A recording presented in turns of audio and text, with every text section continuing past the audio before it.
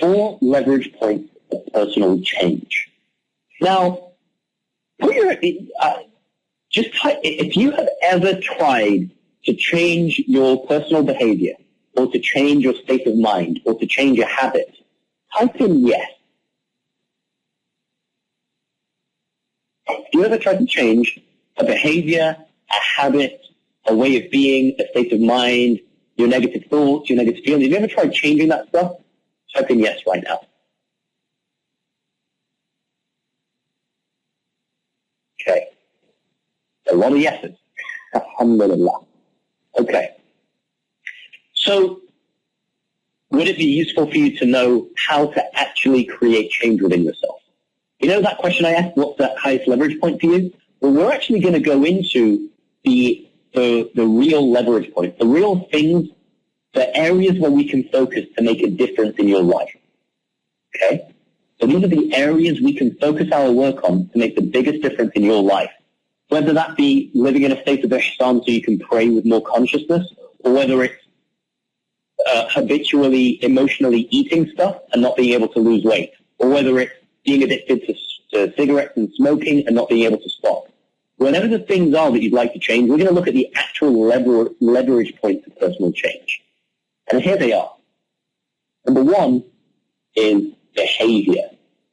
And this is where the kind of old school parenting comes in.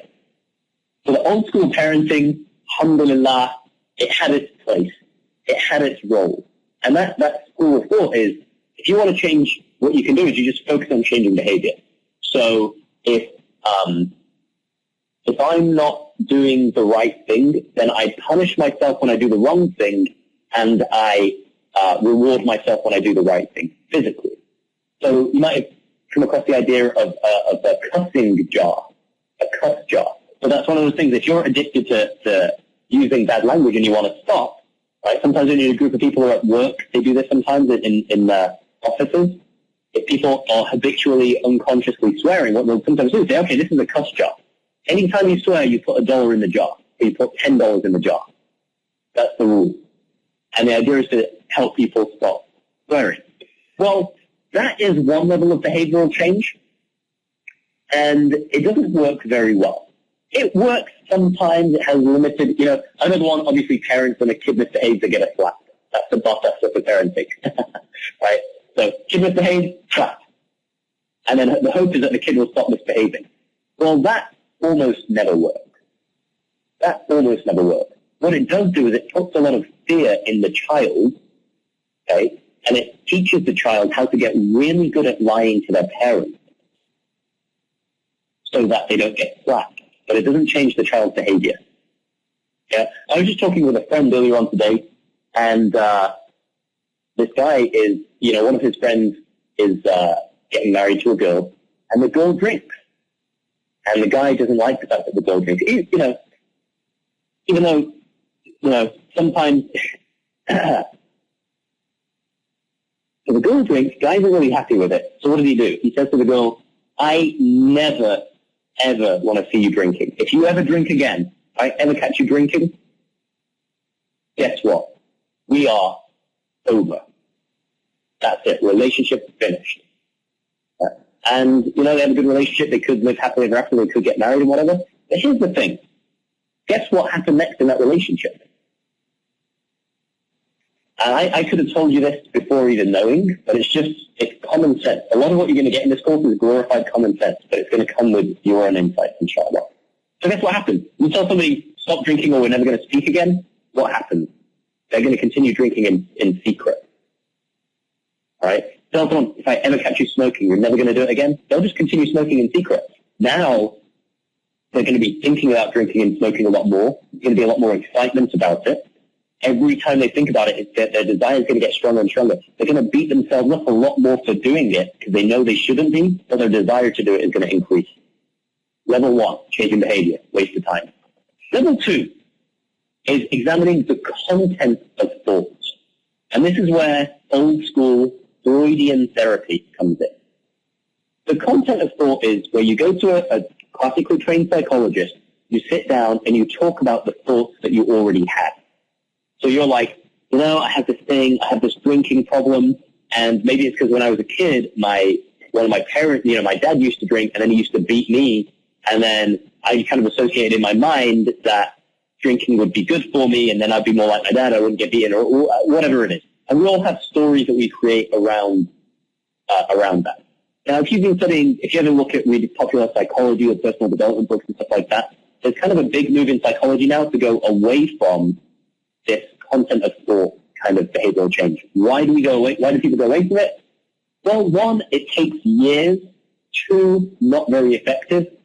Three, you might understand some of what, the basic reason it doesn't work very well is if you're examining a thought that you already had, you're too late. You've already had the thought. Time's up. Thoughts come and go so quickly. If you're going to go back to a thought that you had that caused you to do an action like drinking alcohol, if you start exploring why you thought that thought, the fact is that thought's gone now because you're thinking something else right now. And with this kind of Freudian therapy, what happens is you spend so much time exploring why you had that thought in the hopes that if you intellectually understand why you had the thought, you will not have the thought again. Just doesn't work that way. It just doesn't work very well. And so there are a lot of, there's a big movement away from that traditional type of therapy, even though in the medical world that this probably still has a lot of weight. There has been a big move away from it, especially with cognitive behavioral therapy and somewhat with NLP. NLP still isn't mainstream, but it's getting there. And so what NLP and cognitive behavioral therapy do is they say, well, okay, you have this issue of smoking or drinking. Well, instead of going into the content of why you had that thought and what that thought was about and exploring your issues with your parents that caused that thought or whatever, instead of doing that, let's do something that will work a lot quicker. Let's examine the structure of the thought. So the structure of thought is this is a really big breakthrough in psychology. I have to say, it's effective and it's a big breakthrough. Okay? Because what happens is the structure of thought is along the lines of okay, so I'll give you a quick example. In NLP, there's a thing called the swish pattern. A swish pattern is you create an image in your mind of the thought that caused the behavior. So if somebody has let's stick with the same example. If somebody has a smoking problem or a drinking problem, or let's just say a simple nail biting problem. So they unconsciously bite their nails and they're starting to damage their fingers and they want to get rid of it. A thing you can do in NLP is a swish pattern, which is called a behavioral interrupt. So what that is they would look at the exact point at which you have the thought of behavior, and then you would change that thought. So you would make the thought that makes you desire wanting to, because basically the way this works is you have thoughts create feelings create action, feelings create behavior. So the thing to change then is the thought, right? So the thought is an image that you have in your mind of you biting your nails. So what the structure of thought does is like, well, let's change that picture, right? If you're addicted to Diet Coke, and the picture in your mind of Diet Coke right now is probably a picture of this delicious drink, all of that advertising that you see on TV of like happy people running around on the beach and the sun is shining and all that, that's associated with Sunny Delight or with Coca-Cola or whatever it is.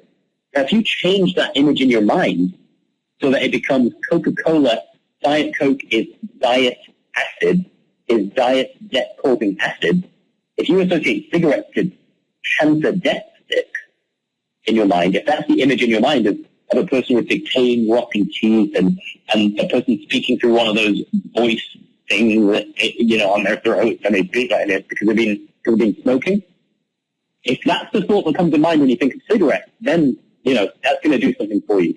You'll be less inclined to taking that action.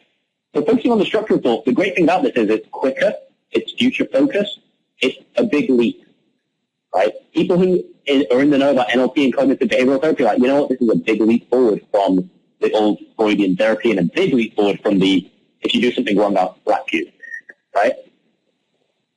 So here's the thing. The insight and the understanding you're going to get in this course starting today is about this fourth level. And you've probably already read it. But it's about understanding the nature of thought.